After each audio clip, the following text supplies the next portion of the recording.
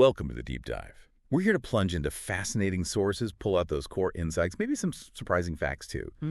And today, we are really embarking on a deep dive into Walter Isaacson's big biography of Steve Jobs. The acclaimed one, yeah. Exactly. Yeah. And this isn't, just another story about a tech titan. Isaacson really gets into how Jobs' unique ability to pull together different fields, like everything from calligraphy to engineering, Right. was fueled by this incredibly demanding perfectionism.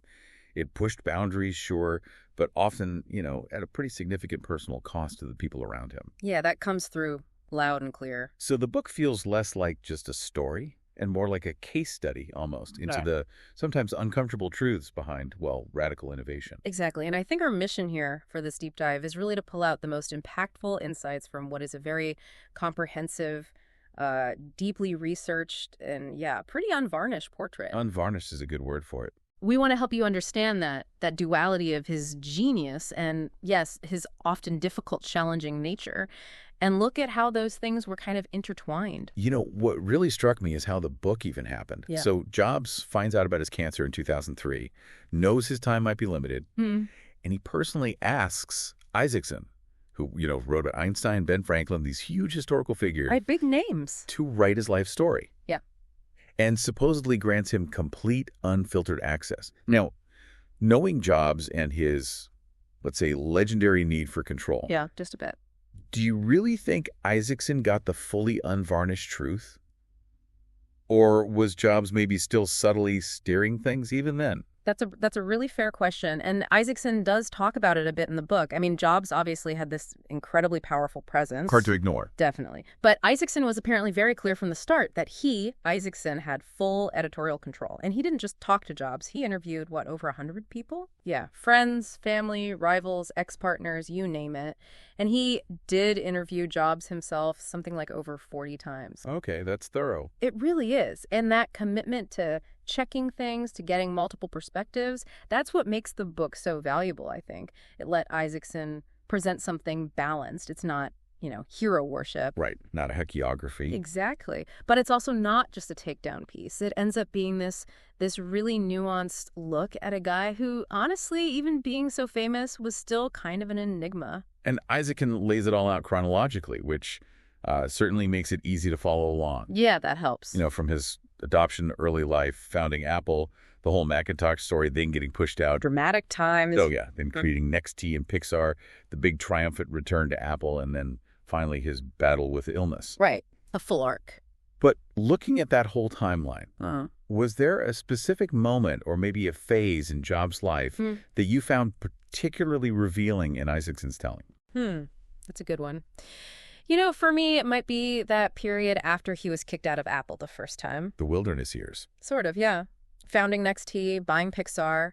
Isaacson really details how these ventures, which a lot of people kind of wrote off as failures at the time, were actually incredibly important, like crucible moments. That's where Jobs really refined his leadership approach, got super deep into software, and kind of learned the art of sustained innovation. Lessons he brought back. Exactly. Lessons he brought back to Apple with, unbelievable force. And Isaacson's writing style helps there, too. It's clear, journalistic, packed with insider stuff, but not bogged down in tech jargon. Yeah, I agree. It makes it accessible. Totally. Whether you're, running a business, love tech, or are just curious about a really compelling, complex person. So, okay, let's dig into some of those central themes that really jump out from Isaacson's account. Yeah. And one of the biggest, it has to be the paradox, right? Jobs is this visionary genius, but also Often. an insufferable perfectionist. Oh, absolutely. That's front and center. Isaacson shows him having this incredible foresight, seeing where things are going, but then also just tearing into colleagues, belittling them. Yeah. How does the book square those two sides? Well, the book seems to argue it's maybe less of a contradiction and more like two sides of the same coin, deeply intertwined. Okay. Isaacson suggests that Jobs' harshness, his abrasive perfectionism, while, undeniably tough on people, wasn't just some unfortunate personality quirk. It was almost a necessary part of his method. Necessary how? Necessary for achieving that absolutely unparalleled product quality and user experience he demanded, he basically forced teams to go way beyond what they thought was possible. He seemed to believe that discomfort, that intense pressure, was required for real breakthroughs. That's a challenging idea. It really is. It implies his difficult personality wasn't just something people put up with, but maybe, arguably, it was fundamental to the revolutionary stuff he achieved. Wow, okay. And speaking of challenging, we definitely have to talk about the reality distortion field, the RDF. Oh, yes, the RDF. Yeah. Legendary. This, uncanny knack he had for convincing himself and somehow everyone else that the impossible wasn't just possible, but necessary. Right now, it sounds almost like a superpower. It kind of was, in a way, but Isaacson shows it was this really powerful, but also often problematic tool. Double-edged sword, for sure. How so? Well, on one hand, yeah, it led to amazing things.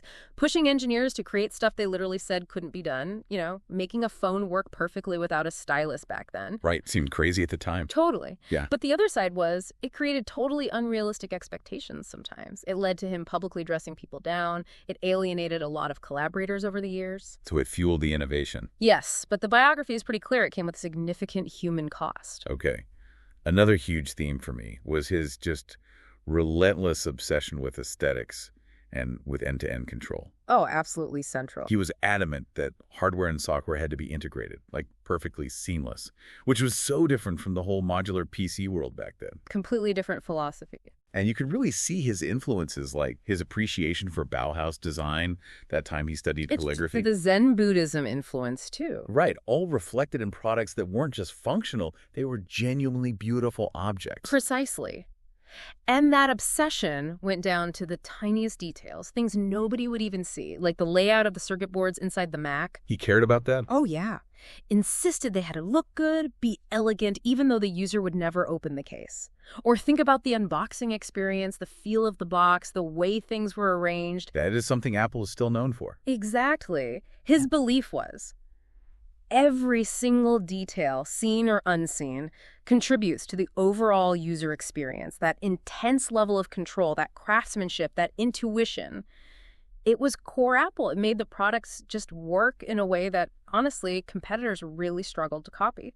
One of the takeaways that really resonated with me was Jobs' idea that technology alone is not enough. Mm-hmm. That's a key quote. The biography really paints him as someone standing right at that crossroads, that intersection of technology and the humanities, which felt pretty rare, especially back then in the tech world. It really is a core insight from the book. Jobs didn't just see tech as, circuits and code. He saw it as a tool for human creativity, for emotion. An extension of us. Exactly. And that's why Apple products became more than just devices, right? They became these cultural artifacts. Think about the iPod and iTunes totally reshaped music. Oh, completely. Or the iPhone changing, everything about mobile communication, even Pixar, revolutionizing animated films.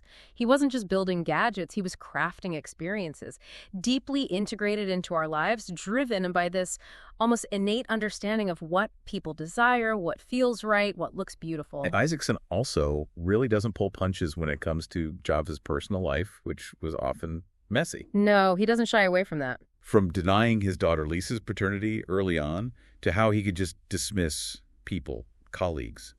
It makes you wonder, how could someone with such empathy for design be so seemingly detached emotionally sometimes? It's a stark contrast. But the book also shows another side, right? Yeah.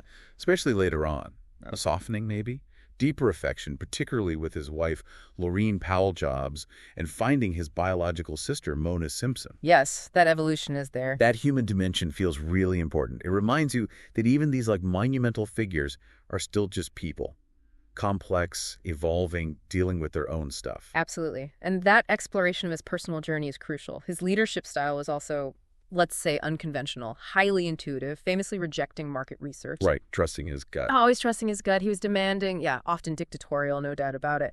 But he also managed to instill this incredible culture of excellence and, importantly, risk-taking at Apple. So the personal and the professional were linked. Isaacson definitely presents them as deeply connected, showing how maybe some of his insecurities, perhaps connected to his adoption story, might have fueled both that immense drive and ambition, but also some of the more challenging interactions.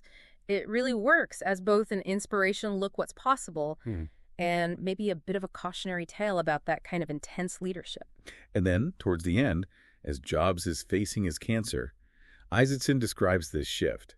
He seemed to become more reflective, more philosophical about life, death, legacy. You see glimpses of that. Yeah, and yet his drive just didn't stop. It's kind of mind-blowing that he was still mapping out future products, the iPad, next iPhones, practically right up until the very end. It really makes you think about purpose, doesn't it? Especially when you're confronting mortality head-on. Isaacson delves into how those early feelings, maybe of abandonment by his biological parents, and that deep need he had to feel special, could be seen as drivers for both his insecurity and that relentless ambition. His interest in Zen certainly shaped his minimalist aesthetic, that intense focus. But didn't always translate to inner peace in his interactions. Right, exactly. The contrast is there. And that continuous innovation, even at the end, it speaks to this almost inseparable link between his identity and what he created. Okay, so as we start to wrap up this deep dive, let's try and quickly recap the main insights Isaacson offers us here. The book really digs into how Jobs' visionary leadership, his absolute control over the user experience, and that unique blending of tech and art let him create these things that became like cultural monuments. Totally. And at the same time, it forces us to grapple with the uncomfortable reality that this brilliance often came at a really high human cost. It definitely challenges our easy ideas about what good or effective leadership looks like. Yeah. Innovators like Jobs, as Isaacson shows him, often seem to operate outside the usual social rules. They have qualities that can be incredibly constructive, build amazing things, but also sometimes pretty destructive on a personal level. So Steve Jobs' legacy is, well, it's complicated. No easy answer. Not at all. He's celebrated everywhere for genuinely changing the world. Yeah. But he's also criticized pretty heavily sometimes for how he treated people to get there. This deep dive into his life through Isaacson's lens, it really offers some profound lessons, I think, for all of us. I agree. Doesn't matter if you're an entrepreneur, a leader in a big company, just a tech fan, or honestly, even just someone curious about human nature, about psychology. There are invaluable takeaways here about leadership, about design, about creativity, and just the messy reality of, well, human character. Well said. It covers a lot of ground. So as you think about everything we've talked through today, here's maybe one last provocative thought for you to chew on.